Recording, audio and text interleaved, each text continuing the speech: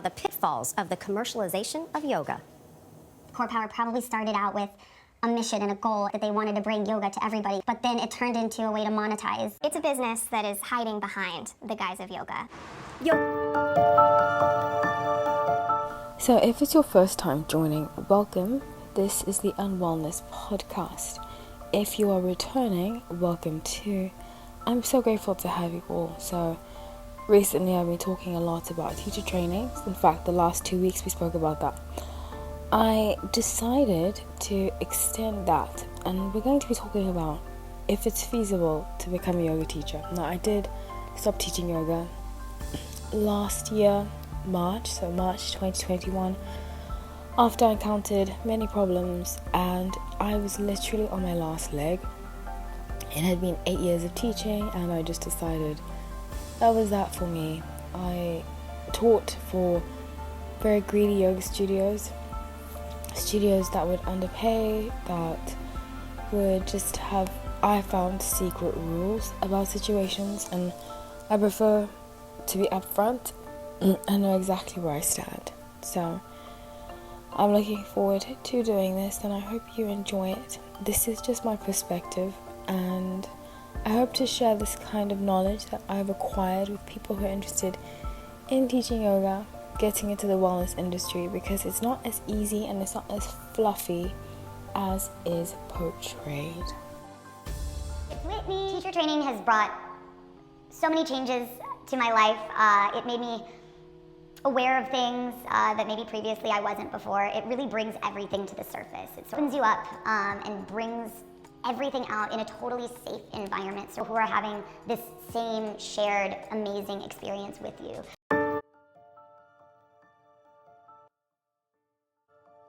So the biggest question I get, in fact, people DM me quite frequently and they say, why did you stop teaching yoga? And I tell people all the time, I'm like, I was burned out. I started to dislike it, and a lot of yoga teachers, mentors will say to you, once you start to feel like it's become a chore, you should stop doing it.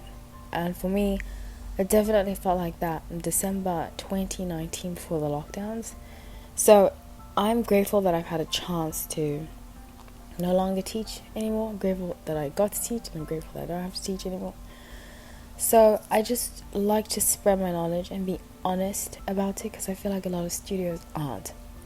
The reason why I think a lot of yoga studios are not honest about the fact that teacher trainings cost so much, and for the other reasons I'm about to go through, is because you have to remember that yoga studios make money off of you if you're interested in taking it. Therefore, there is going to be an illusion, because they need your money, and a sense of sales, a sense of, hey, they are selling you something, and what they're selling you is a teacher training. And because they make the majority of their revenue on teacher trainings, there's become this overproduction of teacher trainings. In my opinion, it is quite greedy, and it is, in my opinion, not feasible for teaching yoga. I think that's why a lot of the grade of teachers has gone down, and why a lot of people are not teaching after they go through teacher trainings. So something that's very important, and I wish somebody had told me this, is that you might not get hired after you go through a teacher training course. Now, to me, this is very unique to yoga. I can't think of another career where you go through a course and you plan on teaching and you might not get hired. Most places where you do a course, you can either take the course and do it at the place that the course is offering, or somewhere else. But how a lot of yoga studios are run is that they are, in fact, the teacher training I did, my first one, I could only teach at that studio. So basically felt like I had to make it work, or my money would have gone down the drain. Now, they do kind of allude when you ask them, and when I asked those teachers before, when I was asking for just questions about it. You know, they mentioned teacher training at the end of every class.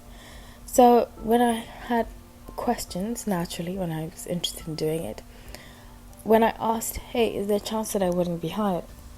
I definitely was not told no. I think that is a huge problem. They would kind of do the sales approach, and if you haven't listened or watched last week's episode, I highly encourage you to do that, because it is enlightening to how I believe yoga studios are run like a pyramid scheme. I think for a lot of studio owners, they're more interested in who you are and less interested in, you know, your resume. And so typically, like, I think with newer teachers, especially, like, you want to get a job teaching somewhere, it takes time to build up a relationship.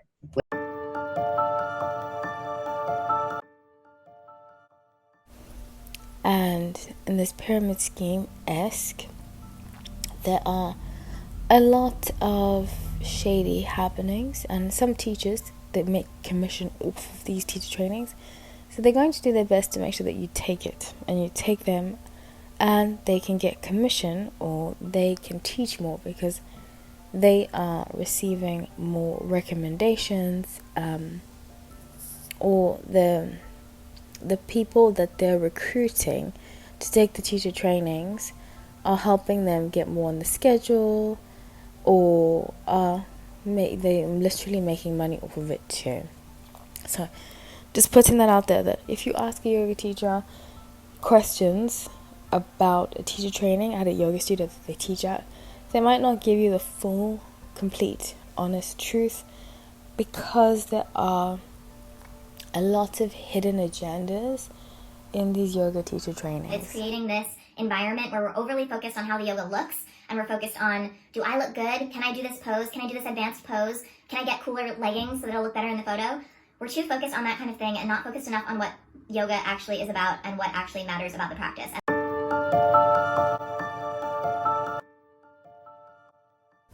So I think it's very important that yoga teachers know how much they're being paid.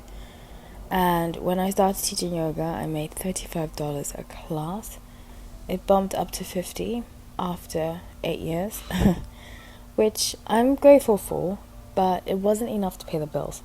Now, when I taught yoga full time, I was moving around, going to different places in LA, and it was very exhausting to have to go to all these different places and be paid $50 a class. And some studios would try to not pay that much and kind of shade you and make up, say that that's the only money that they get, and just there isn't a lot of money to go around for yoga teachers.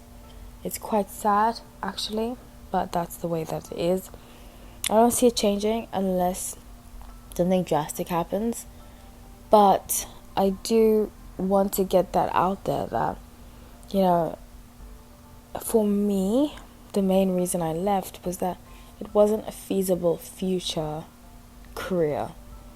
It just wasn't. I wasn't making enough money. It wasn't feasible, and I felt like yoga studios take advantage of their teachers through their pay because they can, and because everybody just decides, hey, I'm not being paid enough. Well, a lot of yoga teachers decide that. I'm not being paid enough. I'm not going to do this anymore. Then they get a whole bunch of fresh yoga studio teachers, or yoga teachers rather, who get paid less and are content with that until one day they're not.